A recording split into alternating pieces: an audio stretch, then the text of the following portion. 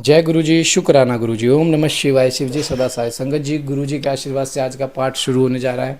संगत जी, पाठ शुरू होने से पहले आप महाशिवलिंग के दर्शन करो हैं, देन फिर उसके बाद गुरु जी के दर्शन करो, क्योंकि गुरु जी के दर्शन के बिना तो संगत जी पाठ हर अधूरा है, और गुरु जी की ब्लेसिंग के बिना हमारी ज़िंदगी अधूरी है। क्योंकि संगत जी, गुरु जी की ब्लेसिंग जब तक हमारे पास नहीं होगी ना, तो संगत जी गुरु जी हमारी ज़िंदगी ही नहीं होगी। क्योंकि गुरु जी की दी हुई सांस है, गुरु जी का दिया हुआ आशीर्वाद, गुरु जी का ही दिया हुआ सब कुछ है। और संगत जी, मैं तो आपको यही जो कहूँगा, हाथ जोड़ के विनती करूँगा कि संगत जी, गुरु जी से जितनी ज़्यादा आप चीज़ मांगो उतना मांगो, तो सिर्फ गुरु जी आपसे का आशीर्वाद हमारे साथ बना रहे। और संगत जी, हाँ, एक चीज़ मैं कहता हूँ, गुरु के साथ गुरु, जैसे हम, मैं कोई एग्जांपल समझा रहा हूँ, जैसे हम 12th पास करते हैं, कॉलेज पास आउट करके हम सैलरी जॉब करते हैं या बिजनेस करते हैं, तो हमें वो एक एज के काफ़ी परीक्षा देने के बाद वो चीज़ मिलती है। ठीक है संगत जी, तो हमें काफ़ी परीक्षा देने के बाद वो चीज़ मिलती है। तो संगत जी, गुरु पास से तो हम ऐसे कैसे सोच सकते हैं कि हमें गुरु जी मिले हैं, हमें फटाफट कुछ देने से पहले हमारे कर्म काटेंगे। और संगत जी, जो जिस जिस संगत को गुरुपा अपने लंगर सेवा में जोड़ रहे हैं ना, समझो उनके गुरुपा ने कष्ट काट दिया और उनके अच्छे दिन अब शुरू हो चुके हैं, वो अच्छे दिनों की तरफ बढ़ रहे हैं। यह एक मैसेज जा रहा है इसकी 7 तारीख को लंगर सेवा गुरु जी की। ये मैसेज बार बार क्यों जा रहा है? क्योंकि संगत जी, गुरु जी धीरे धीरे जो हमारे साथ कनेक्ट है ना, उन सबके कर्म कट चुके हैं, धीरे धीरे उनको ब्लेस करते जा रहे हैं। जो नई संगत जुड़ रही है उनको भी कटवाना शुरू कर रहे हैं। जो जो मतलब जो गुरु की सेवा में लग गया ना, जिसने गुरु जी ने जिसको अपनी सेवा में शामिल कर लिया, समझ लो उसके अच्छे दिन शुरू हो चुके हैं। गुरु पिता किसी मकसद से अपने साथ जोड़ते हैं, किसी चीज़ से अपने साथ जोड़े। इसलिए तो मैं कह रहा हूँ, अगर कोशिश करिए आप भी जुड़े 7 तारीख को लंगर सेवा में। जय गुरु जी, शुक्राना गुरु जी। पाठ को एंड तक जरूर सुने, हर पाठ को सुने, चैनल को सब्सक्राइब करें, बेल आइकन को प्रेस कर ले, ताकि हर पाठ की जानकारी नोटिफिकेशन आपको सबसे पहले मिले। आप मेंबरशिप भी ले सकते हो, मेंबरशिप लेने से आपको पर्सनली सारी चीज़ें मिल जाएंगी। और चैनल को सब्सक्राइब करके शेयर जरूर करें और संगत को जरूर जोड़े। जय गुरु जी, शुक्राना गुरु जी। ओम नमः शिवाय। शिव जी सदा सहाय। ओम नमः शिवाय। गुरु जी सदा सहाय। जय गुरु जी। जय गुरु जी। मोक्षदायक पुण्य क्षेत्रों का वर्णन। काल विशेष में विभिन्न नदियों के जल में स्नान के उत्तम फल का निर्देश था। तीर्थों में पाप से बचे रहने की चेतावनी। सूत जी बोले कि विद्वान एवं बुद्धिमान महर्षियों, मोक्षदायक शिव क्षेत्रों का वर्णन सुनो। तत्पश्चात मैं लोक रक्षा के लिए शिव संबंधी आगमों का वर्णन करूंगा। पर्वत, वन और काननों सहित इस पृथ्वी का विस्तार 50 करोड़ योजन है। भगवान शिव की आज्ञा से पृथ्वी संपूर्ण जगत को धारण करके स्थित है। भगवान शिव ने भूतल पर विभिन्न स्थानों में वहां के निवासियों को कृपा पूर्वक मोक्ष देने के लिए शिव क्षेत्र का निर्माण किया है।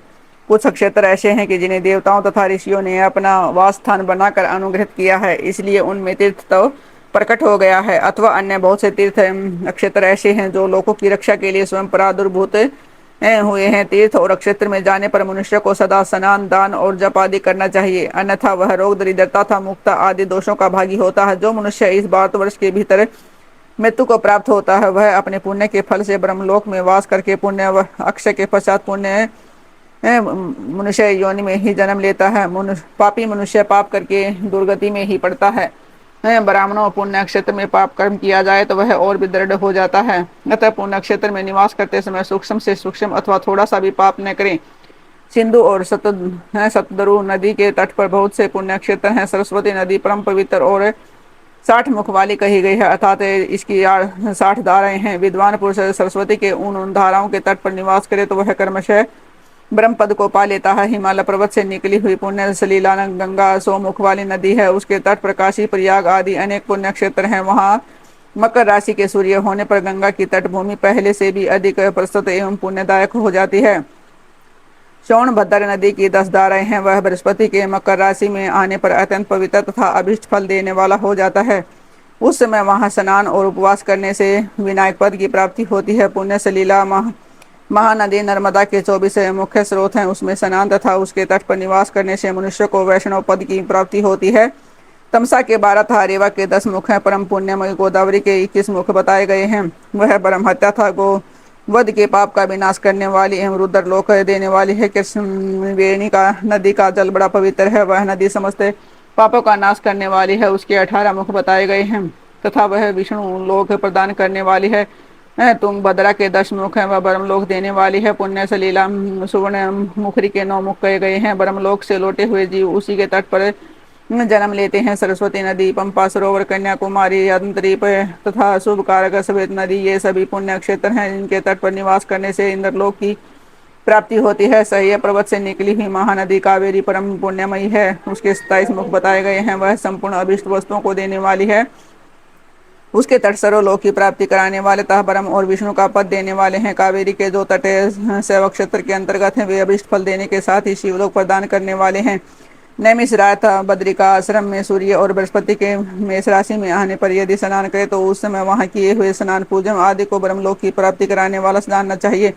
सिंह और कर्क राशि में सूर्य की संक्रांति होने पर सिंधु नदी में किया हुआ स्नान तथा केदार तीर्थ के जल का पान एवं स्नान ज्ञानदायक माना गया है।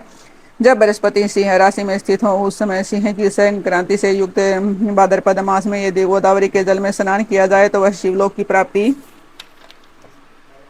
कराने वाला होता है। ऐसा पूर्व काल में स्वयं भगवान शिव ने कहा है। जब सूर्य और बृहस्पति कन्या राशि में स्थित हो तब यमुना और सोनभद्र में स्नान करे। वह स्नान धर्मराज था गणेश जी के लोक में महान भोग प्रदान करने वाला होता है। यह हमारे ऋषियों की मान्यता है। जब सूर्य और बृहस्पति तुला राशि में स्थित हो उस समय कावेरी नदी में स्नान करे। वह स्नान भगवान विष्णु के वचन की महिमा से संपूर्ण अभीष्ट वस्तुओं को देने वाला माना गया है। जब सूर्य और बृहस्पति वृश्चिक राशि पर आ जाए तब मार्गशीर्ष के महीने में नर्मदा में स्नान करने से श्री विष्णु लोक की प्राप्ति हो सकती है। सूर्य और बृहस्पति के धन राशि में स्थित होने पर सुवर्ण मुखरी नदी में किया हुआ स्नान शिवलोक प्रदान कराने वाला होता है। जैसा कि ब्रह्मा जी का वचन है। जब सूर्य और बृहस्पति मकर राशि में स्थित हो उस समय माघ मास में गंगा जी के जल में स्नान करने चाहिए। ब्रह्मा जी का कथन है कि वह स्नान शिवलोक की प्राप्ति कराने वाला होता है। शिवलोक के पश्चात ब्रह्मा और विष्णु के स्थानों में सुख भोगने पर अंत में मनुष्य को ज्ञान की प्राप्ति हो जाती है। माघ मास में तथा सूर्य के कुंभ राशि में स्थित होने पर फाल्गुन मास में गंगा जी के तट पर किया हुआ श्राद्ध पिंड दान अथवा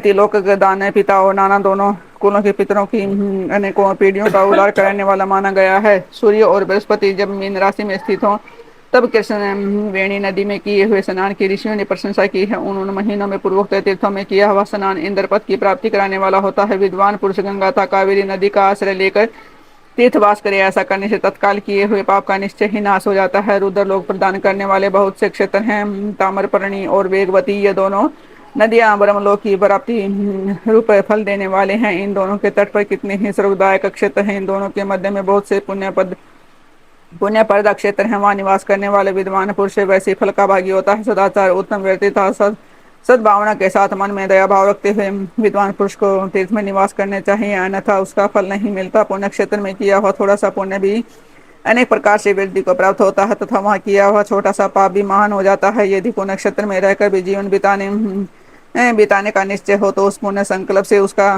पहले का सारा पाप तत्काल नष्ट हो जाएगा, क्योंकि पुण्य को ऐश्वर्यदायक कहा गया है। ब्राह्मण तीर्थ वास जनित पुण्य कायिक वाचिक और मानसिक सारे पापों का नाश कर देता है। तीर्थ में किया हुआ मानसिक पाप वज्र लेप हो जाता है। वह कई कल्पों तक पीछा नहीं छोड़ता। वैसा पाप केवल ध्यान से ही नष्ट होता है, अन्यथा नहीं। वाचिक पाप जब से तथा कायिक पाप शरीर को सुखाने जैसे कठोर तप से नष्ट होता है। अतः सुख चाहने वाले पुरुष को देवताओं की पूजा करते और ब्राह्मणों को दान देते हुए पाप से बचकर ही तीर्थ में निवास करना चाहिए। सदा साचार सोचार स्नान भस्म दान संध्या वंदन प्रणव जप गायत्री जप दान न्याय नत धनोपार्जन तथा अग्निहोत्र आदि की विधि एवं महिमा का वर्णन।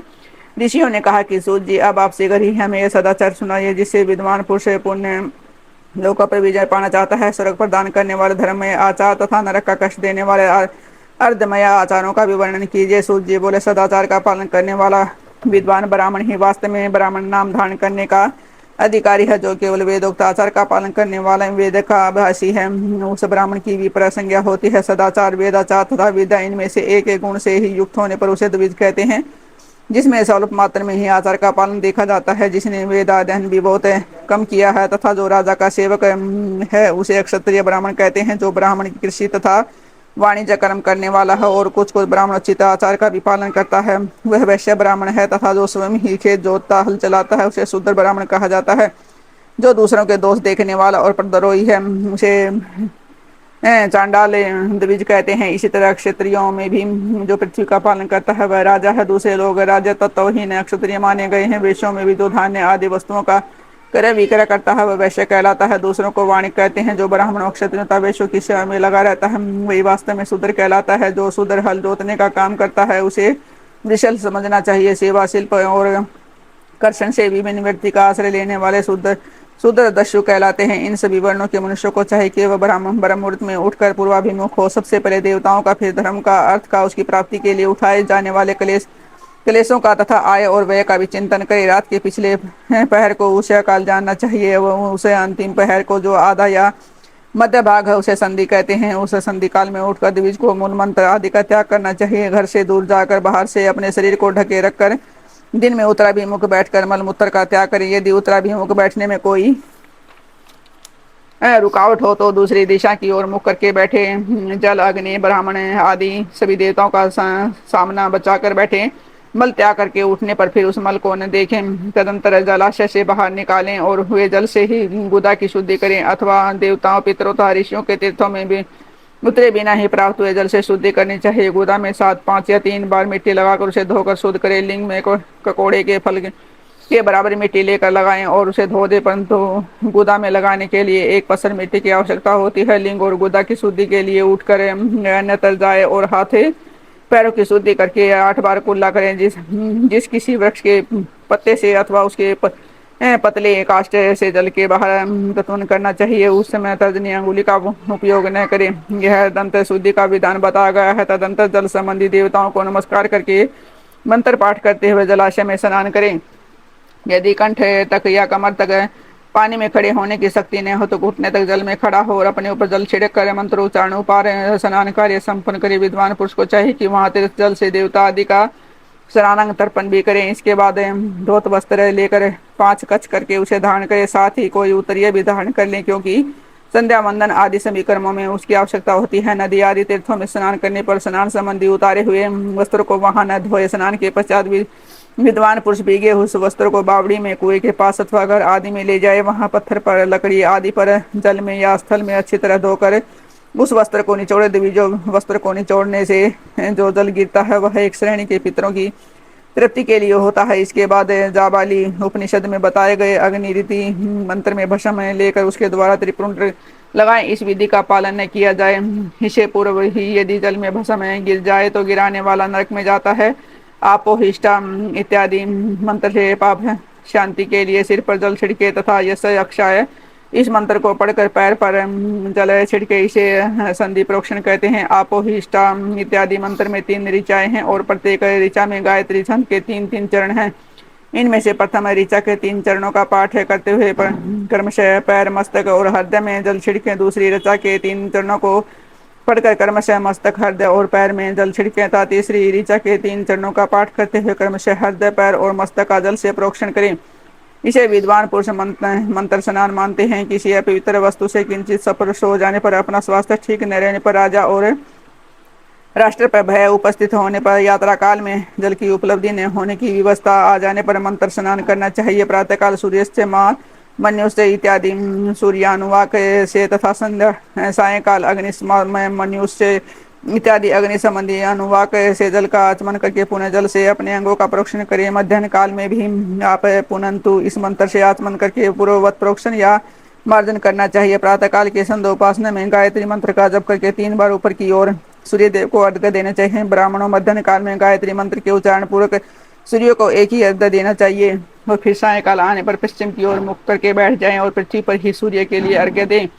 प्रातः काल और मध्याह्न के समय अंजलि में आधा जल लेकर उंगलियों की ओर से सूर्य देव के लिए अर्घ्य दे, फिर अंगुलियों के बीच छिद्र से डलते हुए सूर्य को देखेता उनके लिए सप्त प्रदक्षिणा करके शुद्ध आचमन करे। सायकाल में सूर्यास्त से 2 घड़ी पहले ही बुरी संध्या निष्फल होती है, क्योंकि वह साय संध्या का समय नहीं है। ठीक समय पर संध्या करनी चाहिए, ऐसी शास्त्र की आज्ञा है। यदि संध्या उपासना किए बिना दिन बीत जाए तो प्रत्येक समय के लिए कर्मशः प्रायश्चित करना चाहिए। यदि एक दिन बीते तो प्रत्येक बीते हुए संध्या काल के लिए नित्य नियम के अतिरिक्त 100 गायत्री मंत्र का अधिक जप करे। यदि नित्य कर्म के लुप्त हुए 10 दिन से अधिक बीत जाए तो उसके प्राचित रूप में 1,00,000 गायत्री का जप करना चाहिए। यदि 1 मास तक नित्य कर्म छूट जाए तो पुनः अपना उपनयन संस्कार कराएं। जय गुरु जी, शुक्राना गुरु जी, अनंत अनंतम शुक्राना, लख लख बार शुक्राना। जय गुरु जी, शुक्राना गुरु जी। ओम नमः शिवाय, शिव जी सदा साय। ओम नमः शिवाय, गुरु जी सदा साय। संगत जी, ये जो मंत्र है ना, ओम नमः शिवाय, शिव जी सदा साय, ओम नमः शिवाय, गुरु जी सदा, यह मंत्र इतना दिव्य है, इतना प्रभावशाली है। आप इसको अमृत वेले में सुनना स्टार्ट करो या और मंत्र जाप करना शुरू करो। 108 बार तो देखो डेली करो। मैं तो आपको कहूँगा 108 बार करने में कितना टाइम लगता है, कितना समय लगता है, वो आपको भी पता है, ज़्यादा से ज़्यादा 5 मिनट। तो अगर 5 मिनट में हम गुरु जी के मंत्र जाप नहीं कर सकते ना, फिर हम क्यों गुरु जी से कहते हैं गुरु जी हमें ये दे दो वो दे दो। संगत जी गुरु जी से अगर कुछ मांग रहा है ना, तो पहले गुरु जी से गुरु जी को मांगो। ये देखो इतने प्यारे दर्शन मैं आपको करवा रहा हूँ, अगर गुरु जी से आपको कुछ मांगना है तो पहले गुरु जी से गुरु जी को मांगो, क्योंकि गुरु जी से अगर गुरु जी को मांगोगे ना, आपको सब कुछ मिल जाएगा, कुछ मांगने की जरूरत नहीं पड़ेगी। वो है ना, एक नाम गुरु कोड़ो मंगल के सारे सुख मिल जाएंगे।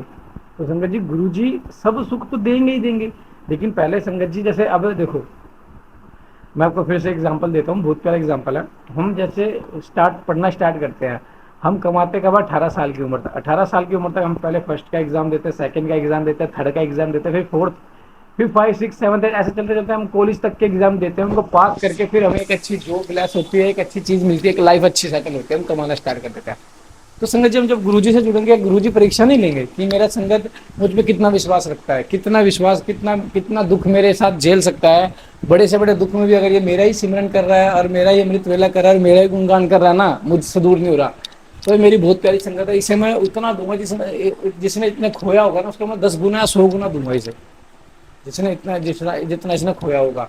तो गुरुजी यही कहते हैं, इसलिए मैं कहता हूँ गुरुजी की परीक्षा, गुरुजी को कहो परीक्षा लो, जल्दी से जल्दी परीक्षा लो, ताकि हम जल्दी से जल्दी आपकी उस संगत में एक बन पाए, जो संगत आपकी सबसे प्यारी संगत में से एक होती है, हम उसमें से बन पाए।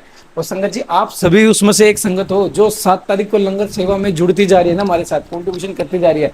समझो संगत जी गुरु जी उसके सभी पाप खत्म करके उसे अपनी सेवा में लगा रहे। संगत जी गुरु जी अपनी सेवा में पता कब लगाते हैं, जब आपके सब सारे पाप कष्ट मुक्त हो जाते हैं, जब गुरु जी आपको अपनी सेवा में लगाते हैं। आपको बहुत सुनहरा मौका मिल रहा है 7 तारीख को लंगर सेवा में जुड़ने का। हर 7 तारीख को गुरु जी का बर्थडे होता है, हर 7 तारीख को गुरु जी के हम लंगर सेवा करते हैं। बहुत सुनहरा मौका मिल रहा है, इस मौके को हाथ से मत जाने देना। संगत जी मैं आपको बार बार कह रहा हूँ, बहुत सुनहरा मौका है गुरु जी के साथ जुड़ने का।